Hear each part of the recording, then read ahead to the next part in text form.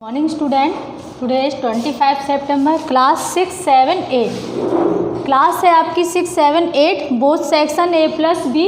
Online teaching video number class 6 का 30, class 7 34 और class 8 35। एक साथ ही वीडियो बना रही हूँ क्योंकि कॉमन लेसन है आप लोगों के तीनों क्लासेस में। रिवीजन चल रहा है, सब्जेक्ट है हिंदी ग्रामर। रिवीजन होना है लेसन फर्स्ट एंड सेकंड का।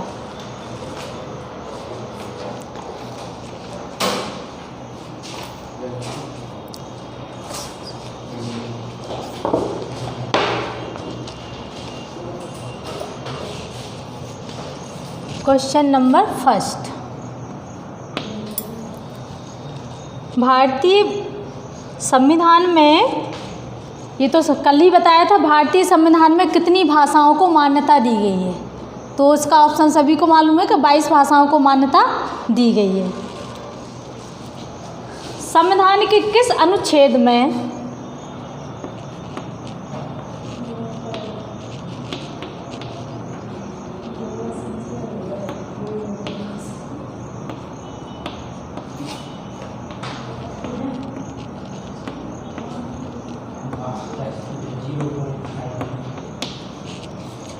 किस अनुच्छेद में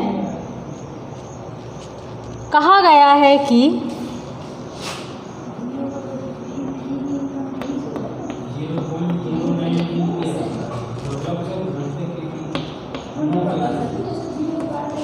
किस अनुच्छेद में कहा गया है कि संघ की राजभाषा हिंदी, संघ की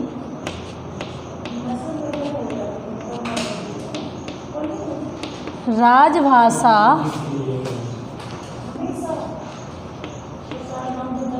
हिंदी और लिपि देवनागरी होगी, और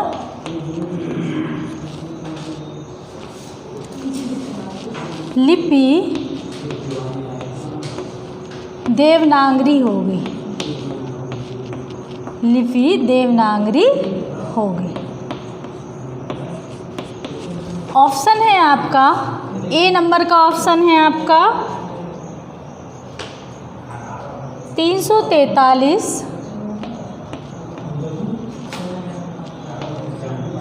बी नंबर का ऑप्शन है आपका 344,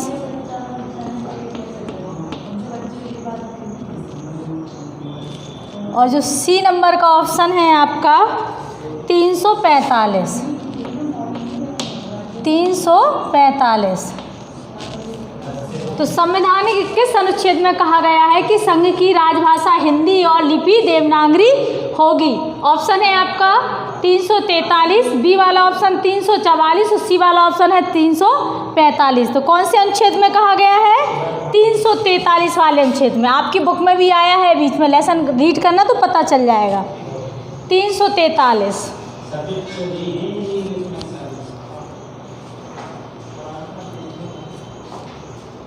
भारतीय संविधान में हिंदी को मान्यता कब मिली? क्वेश्चन नंबर सेकंड, भारतीय संविधान में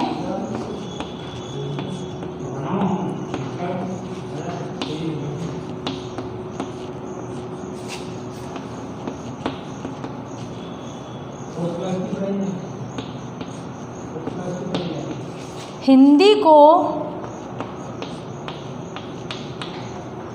मान्यता कब मिली?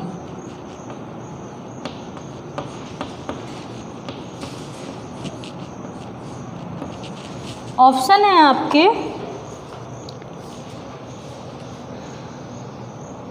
26 जनवरी 1950, ए वाला जो ऑप्शन है 26 जनवरी 1950।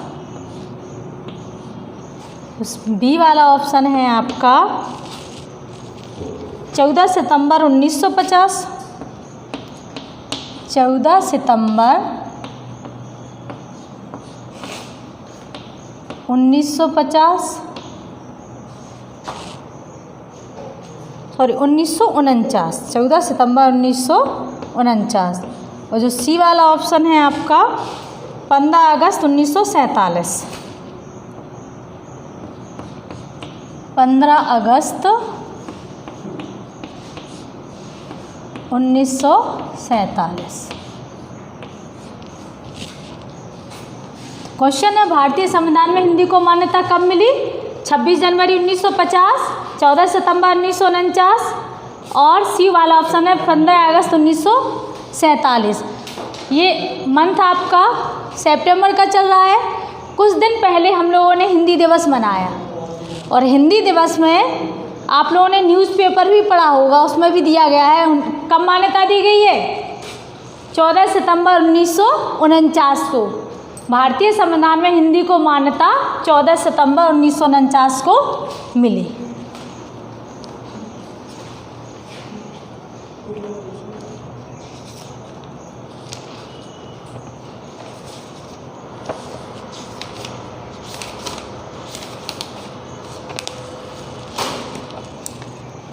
क्वेश्चन नंबर 3, भाषा की सबसे छोटी इकाई है। भाषा की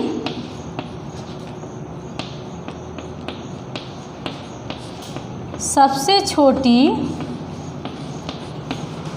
इकाई है।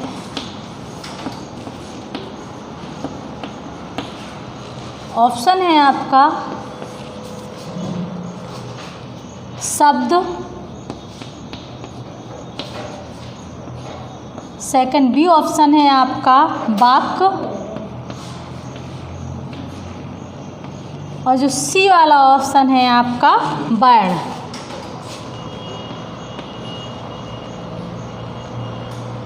अब आप लोग सोचेंगे ये वाले क्वेश्चन आंसर तो हमारे एक्सरसाइज में है नहीं जो मैम करवा रही हैं, तो आप लोगों को फिर से बता दे रहे हैं एक्सरसाइज से क्वेश्चन आंसर बहुत कम आएंगे। लेसन के 20 से क्वेश्चन आंसर आएंगे, आप लोगों को लेसन रीड करना पड़ेगा। तो आपके स्टार्टिंग में ही दिया गया होगा लेसन के में कि भाषा की सबसे छोटी इकाई वर्ण है। अगर आप वर्ण वाला पोर्शन पढ़ोगे तो उसमें आपको मिल जाएगा ये, और ना भी मिले तो लेसन एक्सप्लेन करने में हमने बताया है सभी लोगों को कि भाषा की सबसे छोटी इकाई वर्ण है। तो आप जो वर्ण वाला ऑप्शन है उसमें करेक्ट का निशान लगाएंगे। फिर एक क्वेश्चन अंतस्थ व्यंजन है। क्वेश्चन नंबर है आपका 4।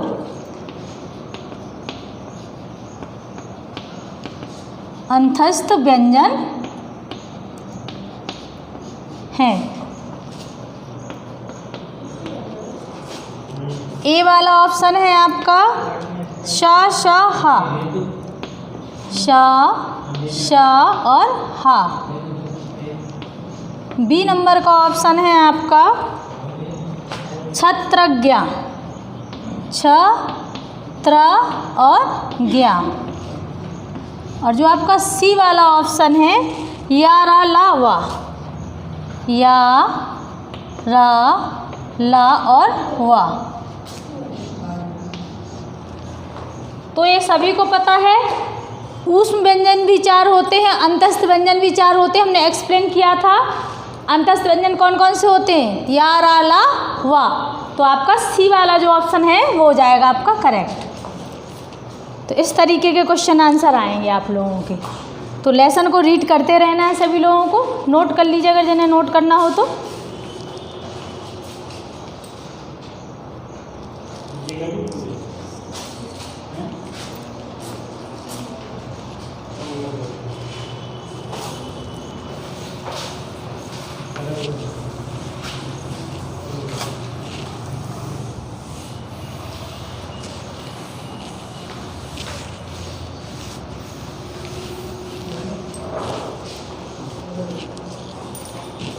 अब है क्वेश्चन नंबर 5।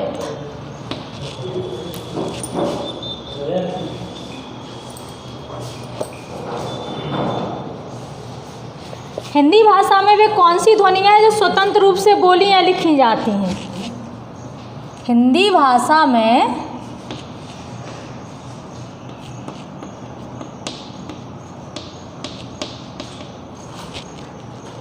कौन सी ध्वनियाँ, हिंदी भाषा में वे कौन सी ध्वनियाँ हैं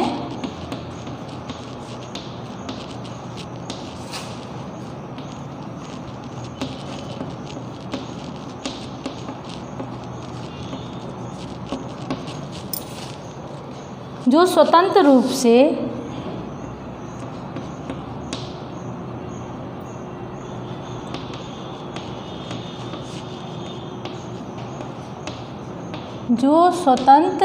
से बोलियां लिखी जाती हैं, बोली या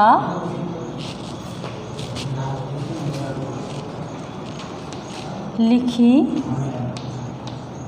जाती हैं। ऑप्शन है आपका ऑप्शन नंबर ए स्वर, ऑप्शन नंबर है आपका बी व्यंजन, और ऑप्शन नंबर सी है आपका अक्षर।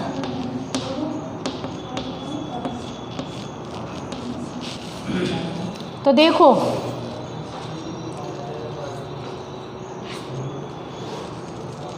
वह छोटी से छोटी ध्वनि जिसके और टुकड़े ना किए जा सकें वह अक्षर कहलाती है। वे वर्ण जिनके बोलने में स्वर वर्णों की सहायता लेनी पड़ती है उन्हें व्यंजन बोलते हैं। वे वर्ण जिनके उच्चारण में किसी अन्य वर्ण की सहायता नहीं लेनी पड़ती उन्हें हम स्वर कहते हैं। तो क्वेश्चन आपका क्या बोला है, हिंदी भाषा में वे कौन सी ध्वनियाँ हैं जो स्वतंत्र रूप से बोलियाँ लिखी जाती हैं। तो कौन सी होंगी आपकी स्वर, जो स्वर वर्ण होते हैं इनके उच्चारण में और लिखने में हमें व्यंजन की आवश्यकता या किसी अन्य वर्ण की सहायता नहीं लेनी पड़ती, ये स्वतंत्र रूप से बोले और पढ़े जाते हैं।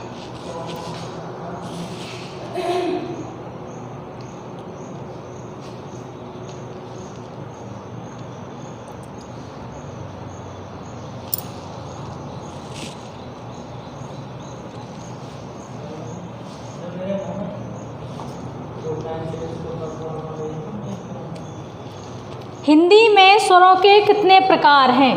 Question number 5। हिंदी में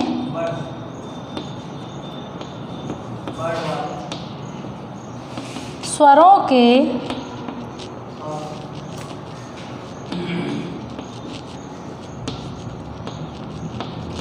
कितने प्रकार हैं? हिंदी में स्वरों के कितने प्रकार हैं, या हिंदी में स्वर कितने प्रकार के होते हैं?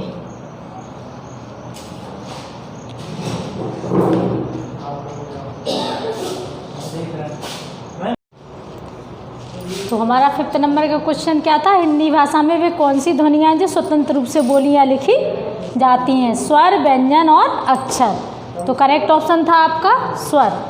हिंदी में स्वरों के कितने प्रकार हैं? हिंदी में स्वरों के कितने प्रकार हैं? फर्स्ट ऑप्शन दिया 1, सेकंड ऑप्शन दिया 4 और थर्ड ऑप्शन दिया सी। तो हमने आप लोगों को बताया था स्वरों के 3 प्रकार होते हैं, हर्ष, दीर्घ और प्लुत स्वर। तो आपका ऑप्शन जाएगा नंबर 3 वाला सही। कौन सा वाला सही जाएगा? 3 नंबर। शुद्ध वर्तनी पहचानिए। कवयित्री, कवियत्री और कवित्री।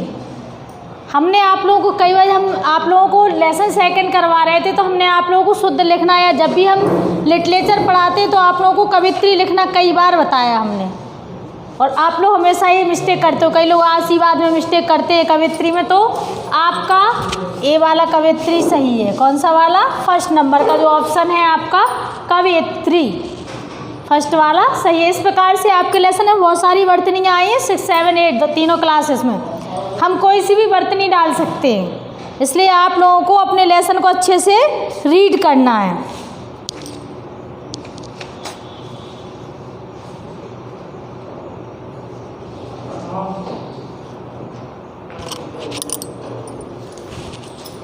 फिर है सा, स, हा व्यंजन है। कौन से व्यंजन है? स्पर्श है, ऊष्म है या संयुक्त है? तो हमने आप लोगों को बताया था जो व्यंजन मुख में गर्मी पैदा करते हैं उन्हें हम ऊष्म व्यंजन कहते हैं। अब आप सा, स, हा का उच्चारण करिए, श, स, हा। तो आप लोग को अपने आप से लगेगा कि आपकी जिह्वा में गर्माहट यानी कि गर्म जैसा कुछ लग रहा है, यानी ऊष्मा उत्पन्न हो रही। तो आपके व्यंजन कौन से हो जाएंगे? ऊष्म व्यंजन। यार अलावा आपके होते हैं अंतस्थ व्यंजन, और श श स हा होते हैं आपके ऊष्म व्यंजन। एक आपका जो स्पर्श व्यंजन होता है, मैं आप लोग बताया का से लेकर के माँ तक जो 25 वर्ण होते हैं वो आपके स्पर्श व्यंजन के होते हैं। तो आप लोगों को समझ में आ गए होंगे।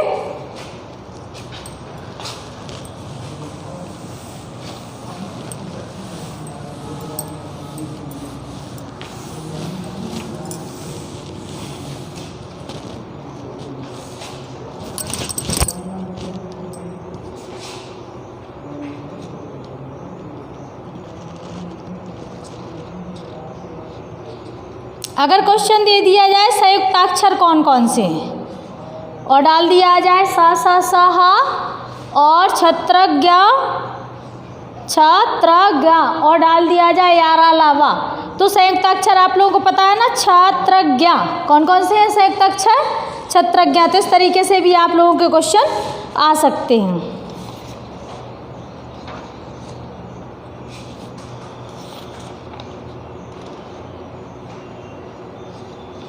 वर्णों के क्रमबद्ध समूह को कहते हैं। मान लीजिए क्वेश्चन आया आपका 9 नंबर का, वर्णों के क्रमबद्ध समूह को कहते हैं। वर्णों के क्रमबद्ध या व्यवस्थित समूह को कहते हैं। समूह को कहते हैं। क्या कहते हैं? देख लीजिए, स्वर, जो आपका ए वाला ऑप्शन दिया हमने दिया स्वर, जो आपका बी वाला ऑप्शन दिया वो दिया हमने व्यंजन, और जो सी वाला ऑप्शन दिया वो दिया वर्णमाला। अगर आपने वर्णमाला की डेफिनेशन लाइन की है तो आपको पता चल जाएगा। वर्णों के क्रमबद्ध समूह को वर्णमाला कहते हैं। वर्णों के क्रमबद्ध समूह को वर्णमाला कहते हैं। तो आपका इसी वाला जो ऑप्शन है ये आपका करेक्ट ऑप्शन होगा।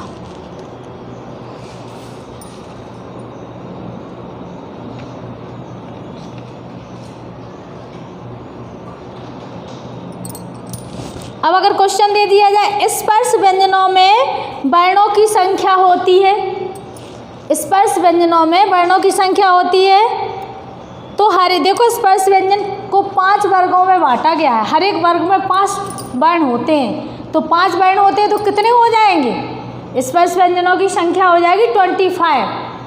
तो ऐसा भी क्वेश्चन आपको उसमें डल सकता है।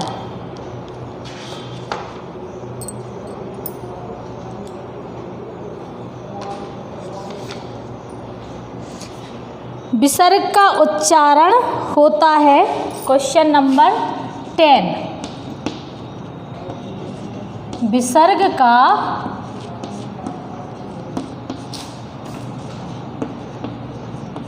उच्चारण, पता नहीं कैसी चौक है ये, विसर्ग का उच्चारण होता है, ए ऑप्शन दिया हल्के हा की तरह, हा के समान,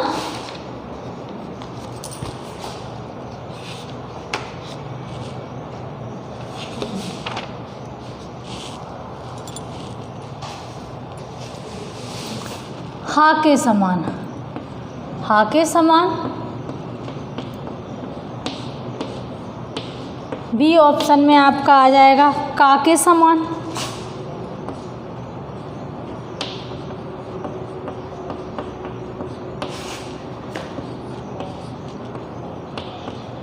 और जो सी ऑप्शन है वो रहेगा आपका टा के समान। कोई सा भी हो सकता है, बस आपको तो जो करेक्ट ऑप्शन है उससे मतलब है। तो विसर्ग का उच्चारण होता है हा के समान। किसके समान होता है? हा के नीचे अलंत लगाया नहीं, आधे हा के समान।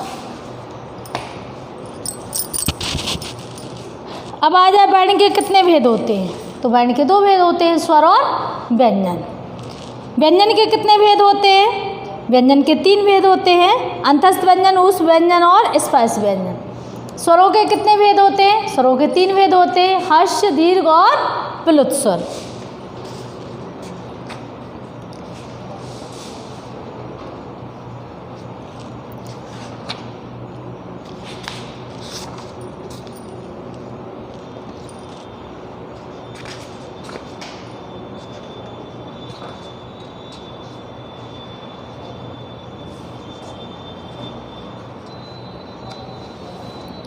किसी भाषा के लिखने की विधि या ध्वनि चिन्हों को कहते हैं भाषा, बोली या लिपि।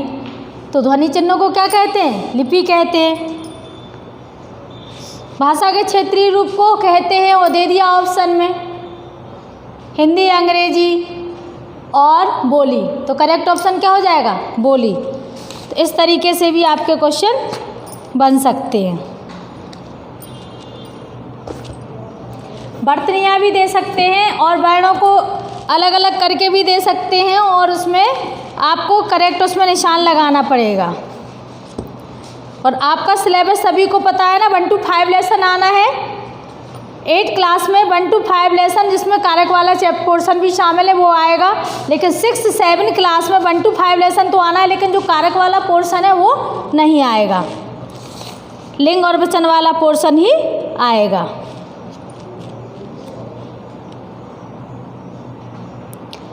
अयोगवाह कौन कौन से हैं? क्वेश्चन डाल दिया जाए, अयोगवाह कौन कौन से हैं? का और खा, चा और छा या अंग और रहा। तो आपको करेक्ट ऑप्शन में निशान लगाना है अंगहा में।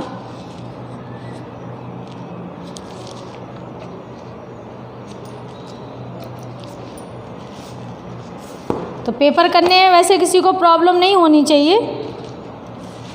हम बताते जा रहे हैं कि आपको किस तरीके के क्वेश्चन आएंगे और आपको लेसन के बीच से आराम से इसको रीड कर लेना है। व्यंजन के साथ स्वर जिस रूप में मिला होता है उसे कहते हैं। क्वेश्चन नंबर 11, व्यंजन के साथ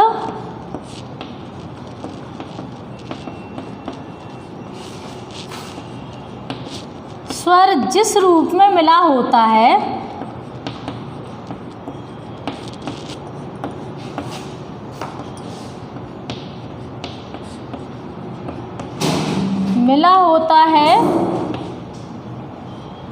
उसे कहते हैं।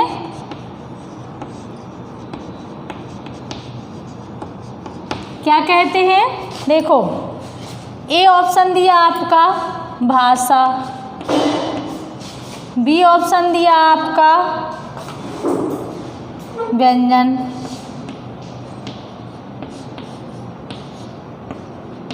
और जो सी ऑप्शन दिया वो दिया मात्रा। तो ये सभी को पता है व्यंजन के ऊपर स्वर की मात्रा ही आती है, तो आ जाएगा व्यंजन के साथ स्वर जिस रूप में मिला होता है उसे कहते हैं मात्रा।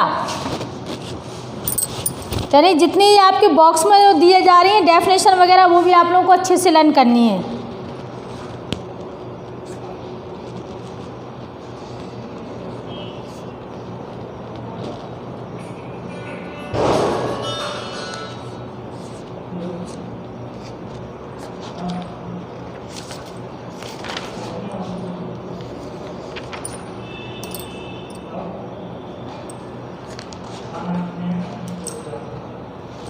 तो सभी को समझ में आ गया होगा।